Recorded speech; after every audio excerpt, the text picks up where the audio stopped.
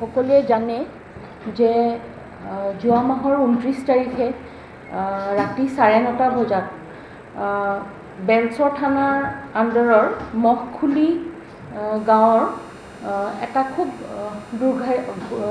দুৰ্ভাগ্যপূৰ্ণ ঘটনা এটা হৈ গৈছে।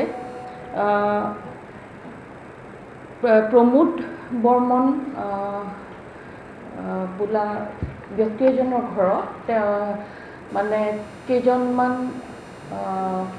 ল'ৰাই প্ৰৱেশ কৰি তাতে ৰবৰি কৰিছে আৰু প্ৰমোদ বৰ্মনৰ তাতে মাৰ্ডাৰো হৈছে। সো ইতিমধ্যে যেতিয়া আমি খবৰটো গম পালোঁ, নলবাৰী পুলিচে গোটেই গৈ তদন্ত কৰিলে। আমি তদন্ত কৰোঁতে সাইণ্টিফিকভাৱে কৰিছোঁ। CIDৰ ফিংগাৰপ্ৰিণ্ট ব্যুৰোৰ মানুহ আহিলে আৰু ডগ স্কোৱাডৰো মানুহ আহিছে। তাৰপিছত আমি হিউমেন ইণ্টেলিজেন্সো গোটালোঁ আৰু অলপ দিন লাগিছে এইটো কেছত, কিন্তু আমি তেতিয়াই লগে লগে স্থানত আমি অলপ লিড পালোঁ আৰু লিড পোৱাৰ পাছত আমি কেইজনমান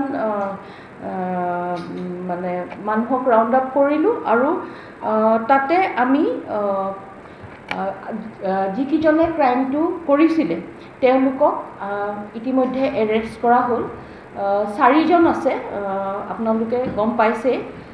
এজন হ'ল মৃন্ময় বেজবৰুৱা, শ্ৰী ৰাতুল বেজবৰুৱাৰ ল'ৰা হয়, বাহজানী। তাৰপিছত ভাস্কৰ জ্যোতি ডেকা, তেওঁ শ্ৰী প্ৰদীপ ডেকাৰ পুত্ৰ, বেলচৰৰে। তাৰপিছতে পূজা ৰাজবংশী, কৈলাশ ৰাজবংশীৰ কন্যা, আৰু কালি লাষ্টত ৰূপম বেজবৰুৱা, তেওঁ শুক্লেশ্বৰ বেজবৰুৱাৰ পুত্ৰ, বাহজানীৰ, নিজ বাহজানীৰ হয়। চ' এইকেইজন মানুহ ইনভলভ আছিলে এই ৰবৰিটো, তেওঁলোকে কৰিছিলে আৰু মাৰ্ডাৰো কৰিছে। এজন ব্যক্তিক আমাৰ এতিয়াও ধৰিবলৈ বাকী আছে, কিন্তু তেওঁ আমি 2 দিনতে পাই যাম। এই 4জন ইনভলভ আছে বুলি আমি গম পাইছোঁ, বহুত ক্লুজো পাইছোঁ। প্ৰমোদ বৰ্মনৰ যি ঢুকালে, প্ৰমোদ বৰ্মন, তেওঁৰ পত্নী, তেওঁৰ যিটো মানে মোবাইল ফোন আছিলে, সেই মীৰা তালুকদাৰ, শ্ৰীমতী মীৰা তালুকদাৰৰ যিটো মোবাইল ফোন আছিলে, সেইটো আমি উদ্ধাৰ কৰিছোঁ পূজা ৰাজবংশীৰ ঘৰৰ পৰা। তো সেইটো এটাতো ডাইৰেক্ট এভিডেঞ্চ হয়েই। তেওঁলোকে যেতিয়া এই ঘটনাটো কৰিছিলে, তেওঁলোকে পাছফালৰ দি আহিছিলে। আমাৰ যিটো ডগ স্কোৱাড, যিবোৰ ডগ আছে, স্নিফাৰ ডগ, তেওঁলোকে সেইটো মানে ৰাস্তাটো তেওঁলোকে স্নিফ কৰি আমাক মানে একেদিনাই উলিয়াই দিছিলে, কোনটো ৰাস্তা ইউজ কৰিছিলে, কি কথা। তেওঁলোকে গ্লাভছ পিন্ধি আহিছিলে আৰু এনেকৈ বান্দৰ টুপি টাইপৰ পিন্ধি আহিছিলে, সেইখিনি জাগাই জাগাই পেলাই গৈছিলে। তো সেইখিনি তেতিয়াই আমি দেখিলোঁ আৰু তেওঁলোকে পাছদুৱাৰেদি, ঘৰটোৰ মানে পাছদুৱাৰেদি প্ৰৱেশ কৰিছিলে। তেওঁলোকৰ মানে এতিয়া আমি সোধপোছত গম পাইছোঁ, তেওঁলোকৰ অৰিজিনেল প্লেন আছিলে যে মীৰা তালুকদাৰে মানে গৈ পেলাই সদায় প্ৰথম আগফালৰ গেটখন বন্ধ কৰে। তেওঁলোকৰ প্লেন আছিলে যে প্ৰথম মীৰা তালুকদাৰক তেওঁলোকে তাতে ধৰিব বুলি। তেওঁলোকে ধৰি বান্ধি চান্ধি পাছত ঘৰত প্ৰৱেশ কৰি বস্তুখিনি তেনেকৈ চুৰি কৰিব বুলি। কিন্তু তেনেকুৱা নহ'ল। তেওঁলোকে ঘৰৰ ভিতৰত সোমাই, ডাইৰেক্ট ঘৰৰ ভিতৰত সোমাই যেতিয়া মীৰা তালুকদাৰক পালে, তেওঁক মানে পাকঘৰতে বান্ধি তাতে পেলাই থৈ গ'ল। নেক্সট তেওঁ মানে প্ৰমোদ বৰ্মনক ক্ল'ৰ'ফৰ্ম ইউজ কৰিছে, তেওঁক অচেতন কৰিবলৈ। ক্ল'ৰ'ফৰ্ম ইউজ কৰি পেলাই তাতে মানে বান্ধি পেলাই তেওঁলোকে ৰবৰিটো কৰিলে। এই গোটেইখিনি কাম নলবাৰী পুলিচে খুব ধুনীয়াকৈ ডিটেকশ্যন হৈছে। লাষ্টৰ যিজন আমি কালি পালোঁ, তেওঁক মানে পলাই পেলাই বম্বেৰ পৰা মানে কালি আহিছে।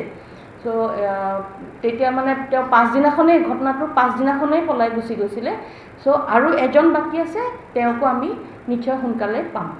বৰ্মনৰ পত্নীৰ ডিঙিত সোণৰ চেইন আছিল, হয়, হাতৰ আঙুঠি আছিল, সেই নিয়া নহ'ল। সেইটো নিয়া নহ'ল। হয়তো তেওঁলোকে সেইটোও ভয় খাব পাৰে যে ওচৰৰটো ধৰিব পাৰে বুলি, হয়তো সেইটো ভয় খালে বুলি আমি ভাবিছোঁ। যিহেতু আপোনালোকে 4গৰাকীক ইতিমধ্যে গ্ৰেপ্তাৰ কৰিলে, এই 4গৰাকীৰ আগতে কিবা ক্ৰিমিনেল বেকগ্ৰাউণ্ড আছিল নেকি?